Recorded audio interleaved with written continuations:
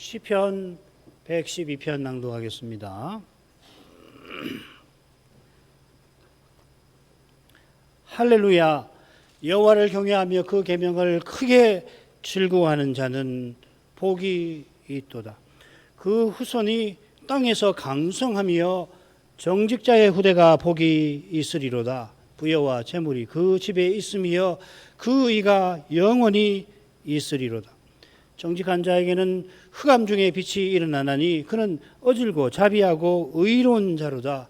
은혜를 베풀며 꾸이는 자는 잘 되나니 그 일을 공의로 하리로다. 저가 영영이 요동치 아니하며 의인은 영원히 기념하게 되리로다. 그는 흉한 소식을 두려워 아니하며 여호와를 의뢰하고 그 마음을 굳게 정하였도다. 그 마음이 견고하여 두려워 아니할 것이라. 그 대적에 받는 봉을 필경 보리로다. 저가 재물을 흩어 빈궁한 자에게 주었으니 그 의가 영원히 있고 그 뿔이 영화로이 들리리로다. 악인은 이를 보고 한하여 이를 갈면서 소멸하리니 악인의 소욕은 멸망하리로다.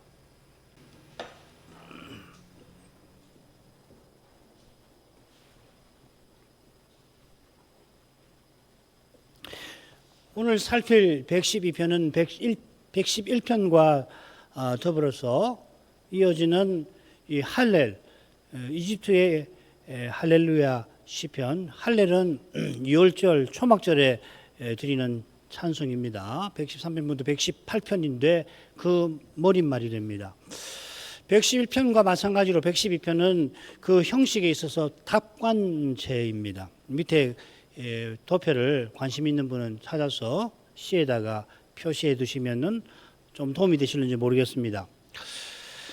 시편 111편은 여호와께서 크고 귀한 행사를 통하여 경외하는 자에게 복 주시니까 그가 여호와를 영원히 찬송하리라 노래하였습니다. 이어 112편은 여호와를 경외하는 자가 여호와를 의지함으로 그가 영원히 기념될 것을 노래합니다. 셋으로 나누겠습니다. 1절부터 3절. 여호와를 경외하는 자는 그 의가 영원히 있을 것이다 하는 거고요. 4절부터 7절은 정직한 자에게는 흑암 중에 빛이 일어나고 그가 영원히 기념될 것이다. 기념하게 될 것이다. 누가 그를 기념하는 것입니까? 그 다음 8절부터 10절까지는 정직한 자의 의는 영원히 있지만 악인의 소욕은 멸망할 것이다.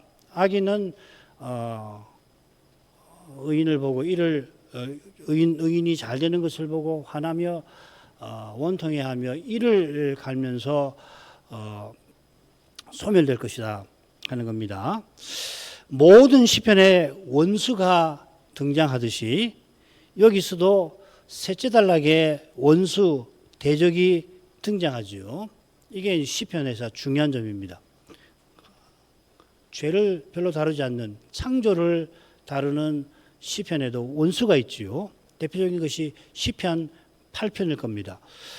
여기 셋째 단락에 원수 대적이 등장하는데 둘째 단락에는 등장하지 않지만 흑암이라든지 흉한 소식이라든지 이런 것을 통해서 이 정직한 자가 대면하는 악한 현실이 드러납니다. 이 현실에도 의인은 영영이 요동치 아니하고 오히려 영영이 기념되고 그 의가 영원히 있을 겁니다. 그 비결이 여호와를 의지하는데 그가 의지하는 여호와께서 그와 함께 하시는 데 있습니다. 이러한 교훈이 포로에서 돌아온 백성에게 원수가 대적하는 현실에서 여호와의 언약을 간절히 바라는 자들에게 큰 위로와 격려가 될 것입니다. 이 시에서 이제 포로 이후의 그 현실을 제가 드문드문 이끌어 와서 설명할 텐데 포로에서 돌아온 그 역사를 머릿속에 담아 두시면서 제 5권을 읽는 것이 참 도움이 됩니다. 에스라 느헤미야서를 잘 알고 계셔야 한다. 혹은 역대상하의 교훈을 잘 알고 계셔야 된다 하는 뜻이 됩니다. 아울러 주님께서 다시 오시는 날까지 주를 경외하는 자는 이런 위로와 격려를 힘입어서 그때까지 죄와 죽음의 현실을 정직히 대면하는 겁니다. 첫 단락 하죠. 할렐루야. 여호와를 경외하며 그 계명을 크게 즐거워하는 자는 복이 있도다. 그 후손이 땅에서 강성하며 정직자의 후대가 복이 있으리로다. 부여와 재물이 그 집에 있으며 그 의가 영원히 있으리로다. 할렐루야 시편이니까 처음 난 말이 할렐루야입니다. 이 할렐루야 할 때 야 여호와를 찬송하라. 할렐루 찬송하라. 야를 여호와를 이 말이죠. 여호와를 찬송하는 이것이 이스라엘의 존재 목적입니다. 이사야 43장 21절 외우기도 참 쉽습니다. 43장 21절 우리가 사는 이유입니다. 히브리서 13장 14, 15절 신약의 선자에 따르면은 하나님을 찬송하는 일은 장차 올 것을 찾는 것과 붙어 있죠. 히브리서 13장 14, 15절 읽어야 되겠습니다. 우리가 여기는 영관 도성이 없고 오직 장차 올 것을 찾나니 이러므로 우리가 예수로 말미암아 항상 찬미의 제사를 하나님께 드리자. 이는 그 이름을 증거하는 입술의 열매니라. 찬송하고 영원한 성을 향하여 나가는 것을 붙여 놓았습니다. 이게 예배의 역사적 성격, 전진적 특징이라고 할 수 있겠습니다.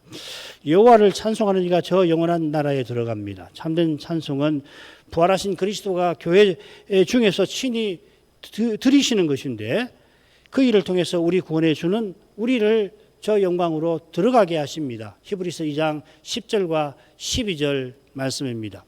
이 찬송이 포로에서 돌아온 언약 백성도 힘쓸 그 일이었습니다. 그 현실은 찬송 들을 수 없는 현실이긴 합니다만은 자 이런 내용에 비추어서 1절이 시편 1편을 요약하고 있다는 사실에 주목할 필요가 있습니다. 시편 1편은 2편과 더불어 전체 시편의 머릿말입니다. 시편 1편에서 여호와의 율법을 주야로 묵상하고 즐거워하는 의인이 등장하는데 그 의인이 2편에서는 열방의 대적 앞에서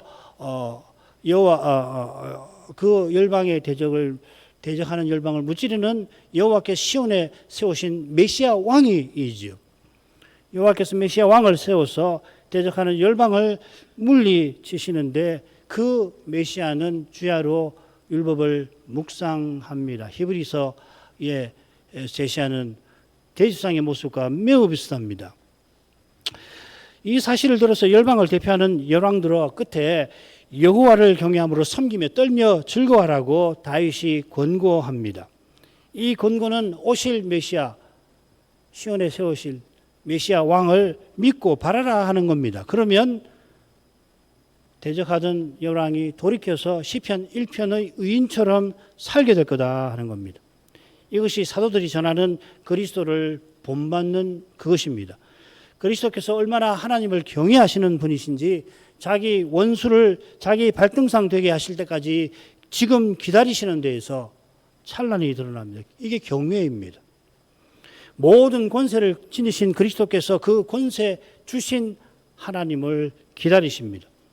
권세를 주셨으니 이제 마음대로 쓰시는 게 아니지요.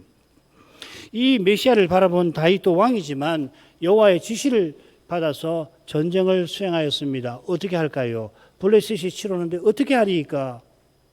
지시를 받아서 그 지시대로 종으로서 전쟁을 수행합니다. 이런 데서 여호와를 경외하는 것이 무엇인가를 우리는 생생하게 배울 수 있습니다. 하나님의 말씀을 통해서 하나님 뜻을 듣고 깨닫는 것이죠. 여호와를 경외하는 것은 곧 그 계명을 크게 즐거워하는 것입니다. 여호와께서 내리신 계명을 마지못해서 벌받지 않으려고 혹은 부끄럽지 않으려고 지키는 것이 아니라 크게 즐거워하며 그 계명을 받드는 겁니다. 요한 사도는 하나님을 사랑하는 것이 이것이니 곧 그가 그의 계명을 지키는 것이라 하였습니다. 하나님의 계명에서 하나님의 사랑을 깨닫는 이가 하나님을 사랑하여 그 계명을 이처럼 기꺼이 지키는 것입니다. 계명과 사랑, 이 통합된 나라가 영원한 나라입니다. 이는 계명의 강령이 하나님을 사랑하는 것이라 하신 주님의 교훈과도 붙어 있습니다. 하나님께서 시내산에서 이스라엘에게 계명을 베푸시려고 그들을 종되었던 애굽에서 구속하셨습니다. 계명을 베푸신 목적이 제사장나라와 거룩한 백성다웠게 살게 하시는 데 있습니다. 이는 모든 민족 중에 가장 작은 이스라엘을 사랑하셔서 자기 백성 삼으신 것입니다. 출애굽기 지금 출애굽기 4장 19장 4절 6절 5절 순서로 말씀드렸습니다. 아들을 아끼지 않고 내어주신 그 사랑을 맛본 사람은 이 아들 그리스도로 행하라 하는 명령을 크게 즐거워하는 겁니다. 하나님이 아들을 아끼지 않고 내어주신 그것을 알면은 그리스도로 행하라는 명령을 무거운 것이 아니라 즐겁게 받아들이고, 아유 나 같은 사람이 그리스도를 본받게 하십니까? 바로 여기에 영원한 복이 이미 있는 것입니다. 그리스도를 드러내는 여기에 하나님의 영광이 비칩니다. 신약교회가 그리스도의 몸으로서 그리스도를 드러내는 이 진리가 2절에 서려 있습니다. 시인은 여호와를 경외하는 자의 후손의 아름다운 장래를 노래하고 있습니다. 그 후손이 그 땅에서 강성할 것이라. 땅이 아니라 그 땅이라고 해야 합니다. 이 말씀은 포로에서 돌아온 이들에게 절실한 교훈이었을 겁니다. 여호와의 예언과 말씀대로 언약의 땅에 돌아왔습니다마는 이들은 여전히 제국의 식민지 백성에 불과합니다. 더욱이 다윗의 위는 비어 있습니다. 왕이 없습니다. 성전 지으라고 하셨는데 지대는 놓았지만 성전 짓는 일이 쉽지 않습니다. 거룩한 성을 중건하는 일은 더 그렇습니다. 눈에 보이는 현실은 예언과 어긋나는 듯이 약속과는 심히 어긋나는 것처럼 보입니다. 그런 그들에게 경외하는 자의 후손의 복된 미래를 여호와의 거룩한 신은 가리키고 있습니다. 눈앞의 현실에 심히 어긋나 보이는 그 말씀과 약속을 믿고 바라는 바로 그 사람이 말씀과 약속이 실현되는 그 증거인 것입니다. 하나님 이런 사람을 세상 끝까지 두시겠죠. 그러니까 당장 핍박을 받아서 죽게 생겼는데도 그리스도를 부인하지 않는단 말이죠. 그래서 사람 눈에는 핍박받아서 그가 죽어요. 그런데 핍박당해 죽는 그에게서 하나님 말씀은 놀랍게 실현되어 가는 것입니다. 여호와께서 그런 현실에서도 그런 신자를 만들어내실 것입니다. 그 신자가 그 현실에 낙담하고 무너지게 하려고 하신 게 아닙니다. 오직 여호와께서 그 약속을 홀로 이루시는 것을 보여주려 하시는 것입니다. 그 증거가 여호와 자신이 여호와의 종으로 세상에 오신 데에 그 여호와의 종께서 자기 안에서 하나의 새로운 사람을 지으시는 데에 있는 것입니다. 여호와를 경외하는 자가 언약의 땅에서 강성하게 된다 하는 이것은 결국 여호와의 종께서 영원한 제국을 세워서 자기를 순종하는 자들로 그 제국을 장차 상속하게 하겠다 하시는 뜻이 아니고 무엇입니까? 이런 복된 장래를 포로에서 돌아온 자들로 소망하게 하시면서 그 어려운 시대를 이기게 하시는 것입니다. 3절의 부요와 재물도 결국 그리스도의 복의 충만을 가리킬 겁니다. 부요와 재물이 그 집에 있다는 것은 여호와께서 경외하는 자에게 약속대로 물질적인 복을 주시는 거죠. 이게 레위기 26장, 신명기 28장의 핵심 내용의 전반부의 핵심이죠. 여호와의 언약을 지키는 자에게 풍성한 출산과 그리고 양식과 재물을 주시겠다. 출산 이야기가 지금 2절이죠. 그죠? 3절이 양식과 부요 아닙니까? 재물 아닙니까? 이는 이스라엘이 가나안 땅에서 기업을 얻게 하신 것과 붙어 있죠. 그런 사실을 배경으로 해서 이렇게 시를 쓴 거 아니에요? 아브라함에게 언약의 후사와 가나안 땅을 주시겠다고 하셨는데 약속대로 아브라함의 자손들이 언약의 땅을 얻게 하셨습니다. 이 땅은 여호와의 기업과 처소와 성소인데 거기서 각각 받은 기업의 토지에서 이스라엘 백성은 땀 흘려 일하고 주신 추수물로 하나님을 예배하며 거룩한 백성답게 살아갑니다.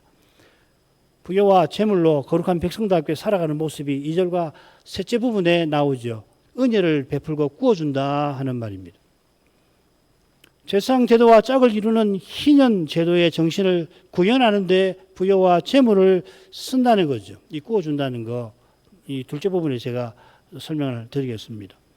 이방인 교회들이 예루살렘의 가난한 성도를 섬기기 위하여 헌상한 데에서 희년 제도의 정신이 찬란하게 이루어져 갑니다. 심지어 극한 환난을 받아 극한 가난에 시달린다고 하면 될 것 같습니다. 가난에도 거기 시달리지 않고 마게도냐 교회가 힘에 지나치게 진하게 헌상하였습니다.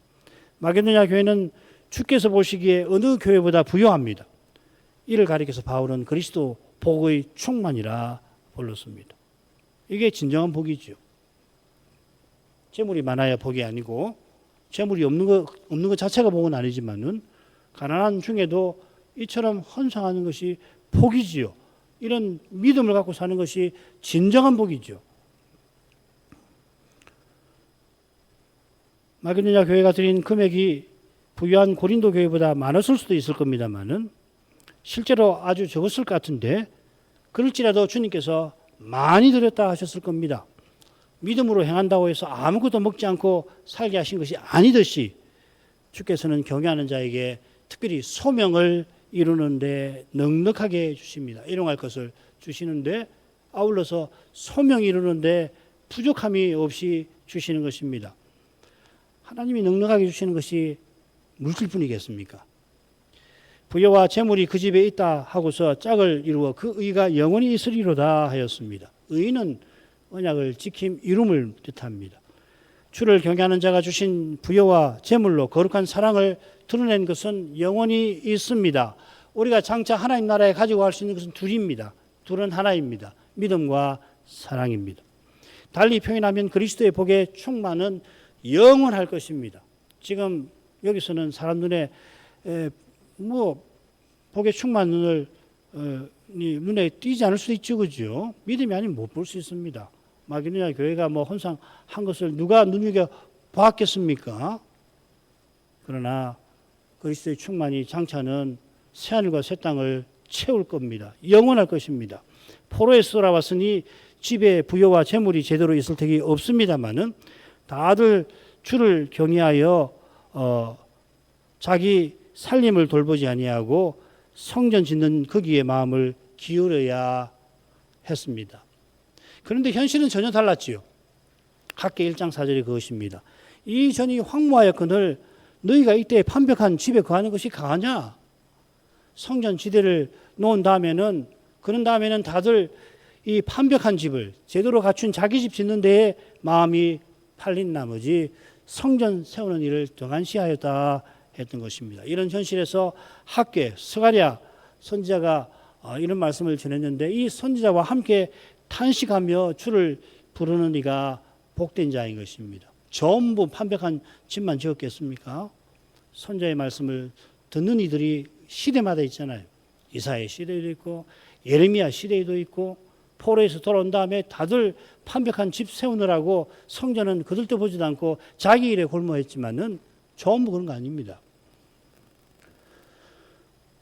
주께서 성전을 짓게 하실 뿐만 아니라 성전 짓게 하신 목적에 말씀 듣는 글을 써주십니다. 그 목적은 성전 짓게 하신 목적은 자기 백성과 영원히 함께 하시는 거기에 있는 거죠. 자, 이런 배경에 비춰서 둘째 부분으로 가보십시다. 정직한 자에게는 흑암 중에 빛이 일어나나니 그는 어질고 자비하고 의로운 자로다. 은혜를 베풀며 꾸이는 자는 잘 되나니 그 일을 공의로 하리로다. 저가 영영이 요동치 아니하며 의는 영원히 기념하게 되리로다. 그는 흉한 소식을 두려워 아니하며 여호와를 의뢰하고 그 마음을 굳게 정하였도다. 여기 4절과 7절을 보십시오. 여기 보면은 정직한 자가 처한 힘든 현실, 두려운 현실이 나옵니다. 그런 현실인데 그는 두려워하지 않고 오히려 캄캄한 그 가운데서 빛을 마침내 봅니다. 그 이유가 가운데에 나옵니다. 4절 5절인데 여호와를 경외하며 그 계명대로 행한 까닭입니다. 그래 그런 그를 하나님께서는 붙드시고 영원히 기억해 주실 것입니다. 6절 첫째 단락을 얼른 읽으면은 첫째 단락은 참 아름답잖아요. 뭐 갈등도 없는 것 같고 여호와를 경외하는 자가 있고 그의 후손은 강성하고 복될 거고 그의 후대는 부여와 재물이 그 집에 있고 그 이가 영원히 있을 거다. 무슨 갈등이 보이지 않잖아요. 이 자체로는 참 평화롭다. 세상에 이렇게 형통하게 사는 사람이 있을까 싶지 않습니까? 이걸 얼른 읽어버리면 무슨 말이냐면 시편에서 대적 원수의 주제를 놓치면은 그럴 수 있어요. 그런데 이 첫째 단락이 그렇게 보이더라도 전체를 보면 원수가 있는 현실을 보여주지 않습니까? 그런데 첫째 단락을 이 원수의 맥락을 제쳐놓고서 이것만 얼른 읽어버리면은 정직한 자가 흑암 중에 있다? 이 좀 느닷없다. 이 뭐지?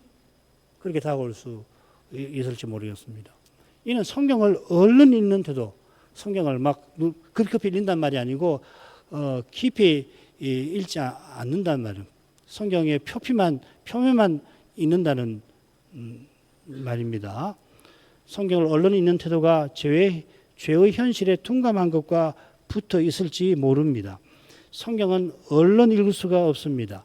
죄와 죽음의 현실에서 성경 읽는 것은 힘든 과업입니다. 그리고 정말 하나님이 어떻게 그런 걸 다 아시고 이런 어려운 말씀을 나한테 주시나. 이게 하나님 말씀인데 나는 이런 일을 안 당했으면 좋겠는데. 무슨 말이냐면 고난을 당하지 않을 수 없을 것 같고 그래도 고난은 당하기 싫고 그런 거죠. 숨은 죄를 드러내시잖아요. 곤욕스럽죠. 나도 숨겨놨는데 나도 참 깊이 숨겨놓고 얼마나 깊이 숨겨놨으면 나도 잊어버렸는데 하나님 말씀은 그걸 드러내신단 말이에요. 곤욕스럽죠.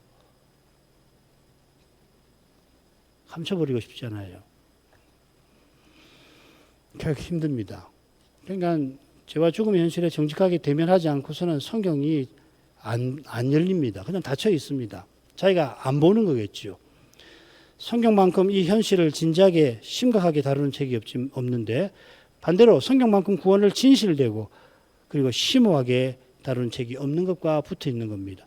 신자 안에도 부패한 본성이 있어서 스스로는 성경의 거룩한 빛을 보기 힘듭니다. 자기의 깨달음마저 부인하며 성신을 의지하는 자만이 그리스도의 얼굴에서 비치는 광채를 성경에서 보는 겁니다. 그 광채가 실로 거룩해서 그 광채 가운데에서 죄와 죽음의 현실이 고스란히 드러납니다. 마음 깊이 감춘 죄가 그 광채에 숨기지 못하고 드러납니다. 인생이 죽음 앞에 얼마나 약한지 실토하게 만드십니다. 과연 인생이 죄와 죽음의 현실 한복판에 있습니다. 이것이 시인이 말하는 흑암중이라는 표현과 붙어 있을 것입니다. 좀 바꿨습니다. 이건 조금 심한 해석입니다. 이걸 좀 고쳐주십시오. 이것이 시인이 말하는 흑암중과 붙어 있습니다. 그 다음 문장은 지워버리십시오. 정직한 자는 흑암중에 있는 줄 알지만 악한 자는 광명중에 있는 줄 착각합니다. 악한 자는 자기 힘과 자기 욕심을 이루려고 하니까 어떻게든지 이루려고 하니까 자기가 무엇을 하려 하는지 어떻게 해야 하는지 안다고 여깁니다.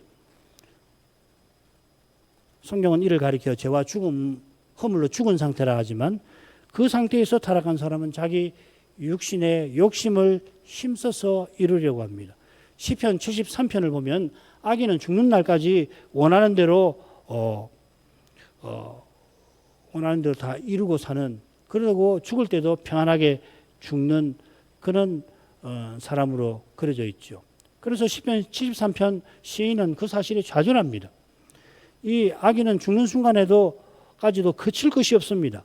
자기가 자기 길을 열어갑니다.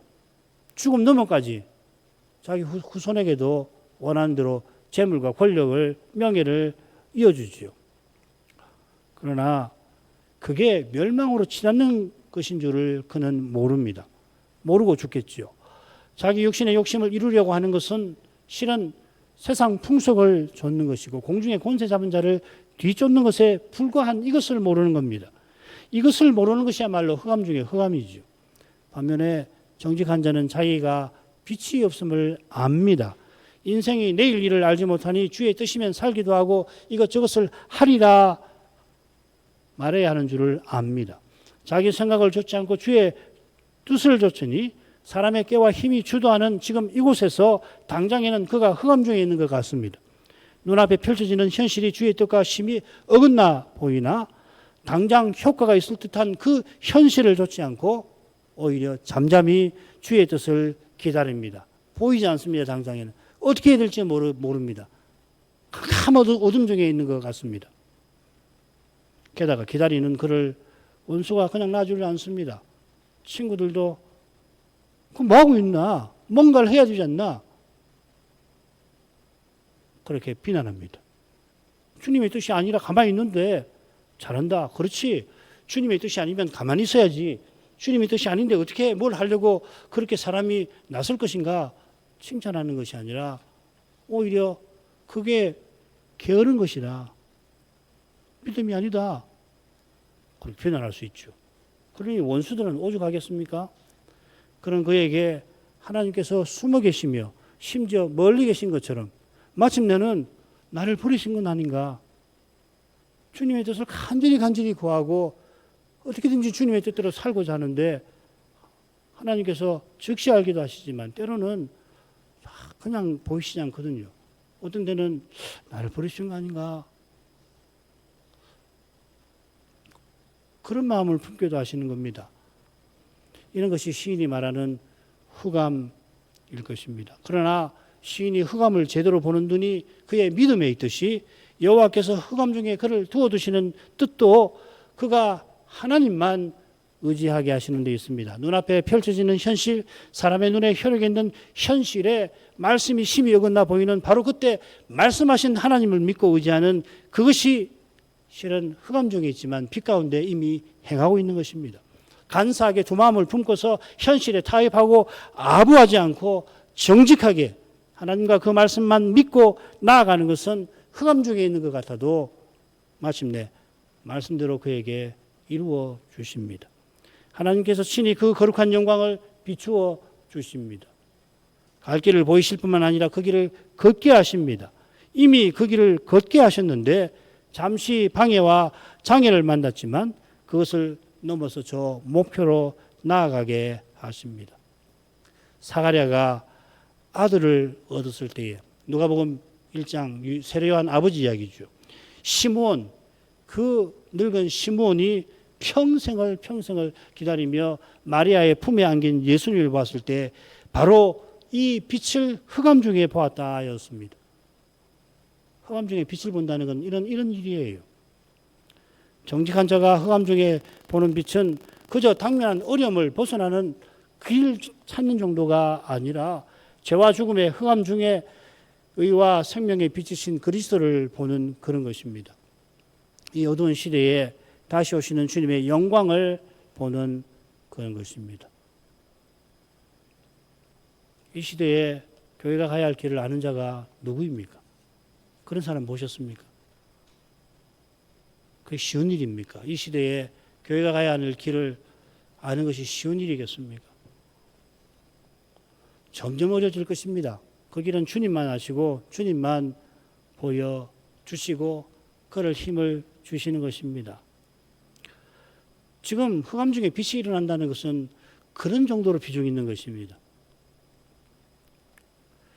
이런 내용에 비추어 정직한 자의 성품을 살펴보십시다. 그는 어질고 자비롭고 의로운 자라 했는데 111편에 어질고 자비로운 성품을 여호와께 돌렸지요. 여호와는 은혜로우시고 자비하시도다. 똑같은 말입니다. 116편에서는 하나님께 의로우시다는 성품까지 돌립니다. 여호와는 은혜로우시며 자비로우시며 우리 하나님은 자비하시도다.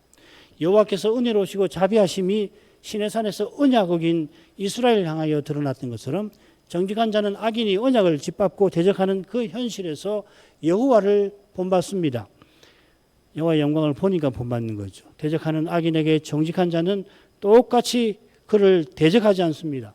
보이는 세상을 전부로 삼는 이는 억울한 일을 당하면 보복하지 않을 수가 없게 됩니다마는 메시아의 영원한 제국을 바라보는 정직한 이는 그 말씀을 따라가는 것입니다.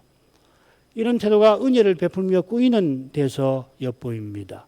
은혜를 베푼다는 낱말이 어질다라고 새긴 형용사에서 나왔습니다. 여호와께 주신 소유나 재물을 언약 이루는 데 쓰는데 가난한 성도에게 기꺼이 빌려주는 것을 가리키는 겁니다. 주신 재물이라 여호와의 것이라 여호와의 뜻을 쫓아 쓰는 것입니다. 이 꾸인다는 낱말 시편 전체에서는 37편에 두 번 더 쓰입니다. 역시 의인에게 쓰이는데 여기서는 그는 은혜를 베풀고 꾸어주고 꾸고 갚지 아니하는 악인과 달리 그는 은혜를 베풀고 준다 하였습니다. 빌려줄 때에 안식년에 그 빚을 탕감해 줄 심정으로 주는 것을 말하는 겁니다. 이게 의인이 빌려주는 태도입니다. 이것이 그 일을 공의로 하는 거죠. 하나님의 규례를 좇아 하는 거죠.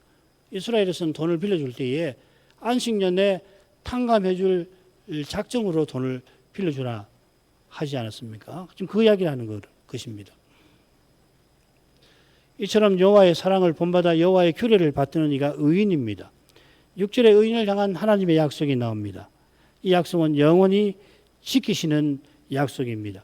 의인은 영영이 요동치 아니하고 영원히 기념하게 될 것입니다. 여호와께서 그를 영원히 기억하시고 언약을 지켜주셔서 그로 하여금 실족지 않게 하실 것입니다.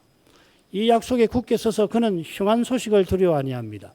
이 두려워한다는 낱말이 1절에서는 경외한다 이렇게 새겼죠. 여호와를 경외하는 이는 흉한 소식을 두려워 아니하게 됩니다. 이 흉한 소식은 뭔가 하면은 전쟁을 가리키는 말이에요. 이 예레미야 49장을 보면 적군이 쳐들어오나 거기에 준하는 대적이 공격해서 죽이려 하는 그런 소식이겠죠. 흉한 소식을 두려워하는 것은 결국 사람을 두려워하는 것입니다. 여호와를 경외하는 자는 이렇게 고백합니다. 이 이집트 할렐루야 마지막 118편 6절입니다. 여호와는 내 편이시라 내게 두려움이 없나니 사람이 내게 어찌 알고. 말씀드린 대로 이게 이집트 할렐루야 시편 마지막입니다.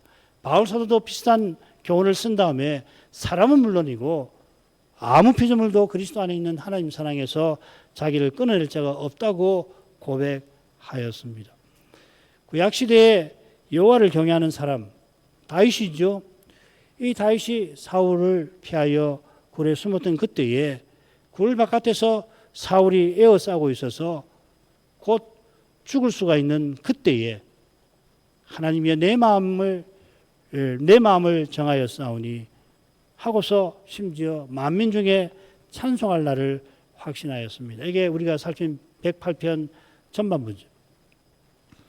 이처럼 의인은 흉한 소식에도 두려운 현실에 매이지 않고 오히려 여호와를 의뢰하고 그 마음을 굳게 정합니다. 사람 눈에는 두려운 현실이 가득합니다마는 그 마음을 굳게 정하여 보이지 아니하시는 하나님과 그 약속을 의뢰합니다. 하나님께서 자기 아들을 아끼지 않고 내어주신 그 사랑을 맛보는 이는 사도처럼 도살할 양과 같은 고난의 길을 기꺼이 택하는 것입니다. 그 삶이 지금 여기서 그리스도와 함께하는 삶입니다. 마지막 단락으로 가죠. 그 마음이 경고하여 두려워 아니할 것이라. 그 대적에 받는 보응을 필경 보리로다. 저가 재물을 흩어 빈궁한 자에게 주었으니 그 의가 영원히 있고 그 불이 영화로이 들리리로다. 악인은 이를 보고 한하여 이를 갈면서 소멸하리니 악인의 소욕은 망하리로다. 8절과 10절에 악인의 심판이 나오고요. 가운데 의인의 영광이 대조해서 돋보입니다. 돌지단락에 악인의 미움과 적대가 암시되어 있는데 그들에 대한 심판이 마지막 단락에 명시되어 있습니다. 8절에도 7절처럼 의인의 마음이 나옵니다. 의인이 그 마음을 굳게 정한 까닭에 그 마음이 견고하다 하였습니다. 이 굳게 정한다 하는 이 낱말 전에 108편 때 공부했는데요. 이걸 조사해 보면 여호와께서 다윗의 집과 나라를 굳게 세우시는 약속에 쓰이는 말입니다. 의인의 마음이 견고하다는 것은 이 약속을 이루시는 하나님을 굳게 붙드는 것을 가리키는 말입니다.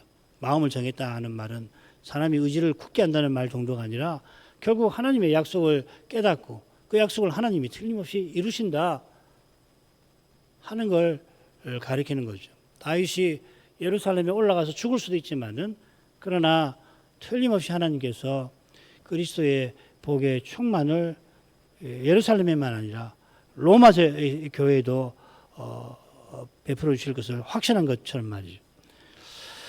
이 동사가 시편 37편에 또 두 번 나오는데 거기는 반대로 여호와께서 의인을 붙드신다 하는데 쓰였습니다. 여호와께서 의인의 마음을 붙드시니 의인의 마음이 여호와의 약속을 붙드는 거죠. 하나님이 신실하셔서 우리가 끝까지 믿는 것입니다. 이게 성도의 견인이라고 하는 거 아닙니까? 우리의 믿음은 하나님의 신실하심에 있는 것입니다. 하나님이 우리 손을 잡으시니까 우리가 하나님을 놓지 않게 되는 거 아니에요. 그래서 필경 그 대적이 받는 보응을 보는 것입니다. 사실 8절은 의인이 그 대적을 볼 때까지 두려워하지 아니할 것이라 이렇게 되어 있습니다. 10절에는 악인이 이를 본다고 되어 있죠. 거기도 악인이 본다고 되어 있습니다. 악인은 의인이 영원히 형통하고 그 9절에 보면은 그 의가 영원히 있고 그 뿔이 영화로이 들리는 것을 악인이 볼 것이고 의인은 악인이 심판받는 것을 보겠죠. 그래서 이렇게 뜻을 새겨서 잘 번역을 했습니다. 의인은 대적이 심판받는 것을 볼 것입니다. 지금 여기서는 대적이 심판받는 게 아니라 심지어 죽을 때도 형통한 것을 그 못 볼 거를 보기도 합니다만은 실은 그가 형통한 게 아니라 오히려 하나님께서 파멸에 던진 것이라 하셨습니다. 신자가 그리스도와 함께 고난받는 이 사실 자체가 악인이 장차 틀림없이 심판받는 것을 가리키는 겁니다. 하나님께서 이건 건너가죠. 지금 이곳에서는 말씀대로 살면 손해보는 것처럼 보입니다만은 그게 손해가 아니라 이익입니다. 내게 사는 것이 그리스도시니 죽는 것도 이익이라. 사실 세상 행복을 누리지 못하는 것이 손해보는 게 아니라 세상 행복이 실은 영원한 복의 손해지요.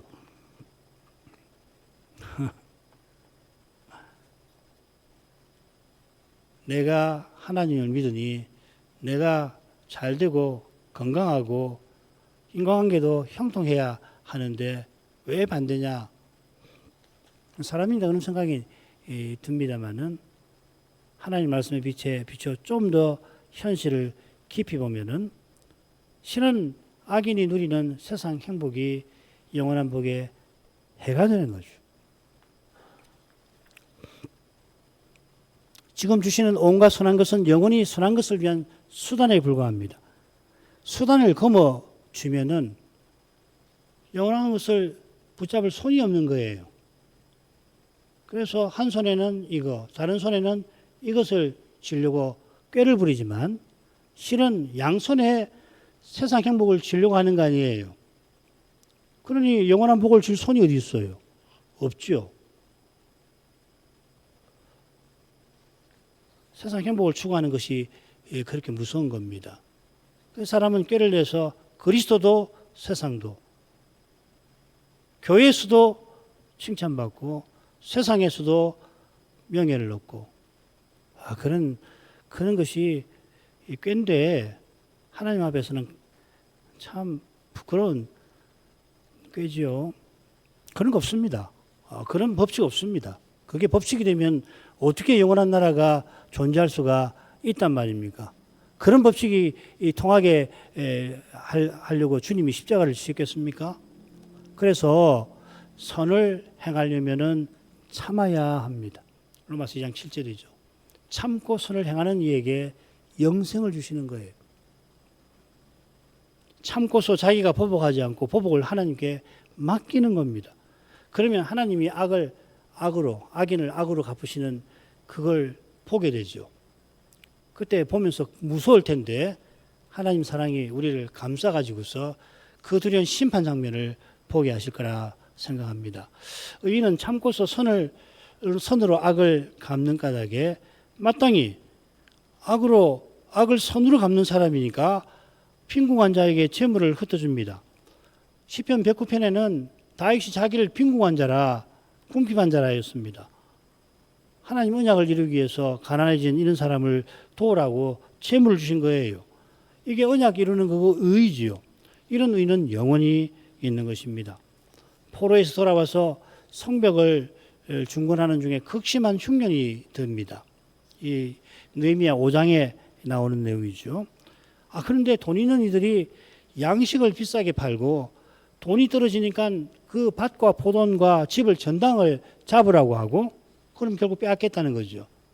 그러고도 못 갚으니까 그 가난한 사람이 자녀를 종으로 삼는 그런 일들이 벌어졌죠. 성벽을 중건하는 그 중요한 일을 행하는데 돈 있는 사람들이 부여와 재물이 있는 자들이 그 짓을 한 거예요.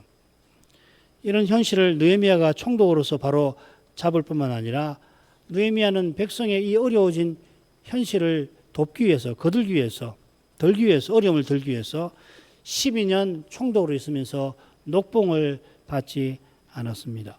그 말은 자기 녹봉을 백성들에게 세금으로 거두지 않았다는 이야기죠. 다른 총독들은 자기 녹봉을 백성들에게 세금으로 걷는데 지나치게 징수하지 않았습니까?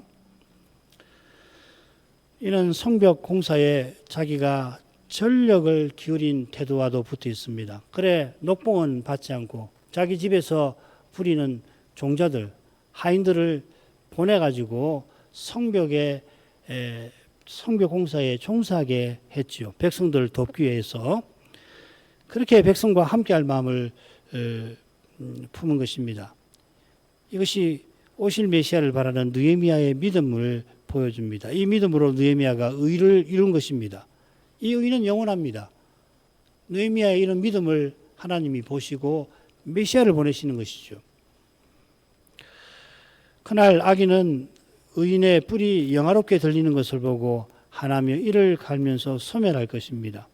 주님께서 악인이 장차 울며 이를 갈미 있으리라고 여러 번 경고하셨습니다. 화난다 하는 우리말은 원통이 여긴다는 말인데 원통한 것도 있는데요. 여기 사용된 낱말은 분노한다 하는 말입니다. 악인이 의인이 영원한 상 받는 걸 보고서 분노하면서 이를 가는 겁니다. 이를 가는 것은 보복하려고 하는 마음이죠. 심판을 받으면서 감히 하나님께 보복하려고 하는 악심에 사로잡혀 있을 거라 이 말이죠. 이보다 두려운 상태가 있을까요? 영영이 불타오르는 불 속에서 이는 악심에 영혼이 불타오르게 될 것입니다.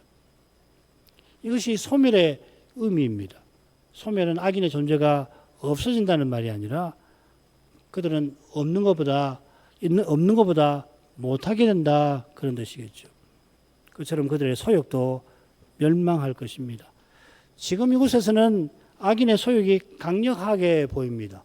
쉽게 말해서 꾀쓰고 거짓말하고 우리나라도 마찬가지 아닙니까? 어느 나라도 마찬가지일 거예요.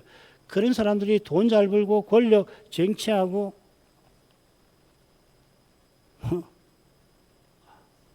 그 죄가 있으니까요. 죄가 그렇게 강력한 겁니다.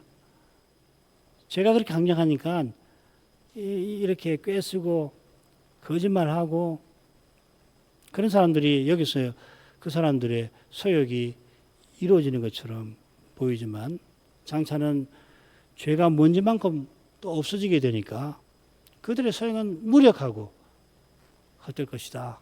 그런 말씀일 것입니다. 생각할 게 굉장히 많은 말씀이에요. 시에 배울 것이 참 많은데 이만큼만 하죠. 기도하시겠습니다.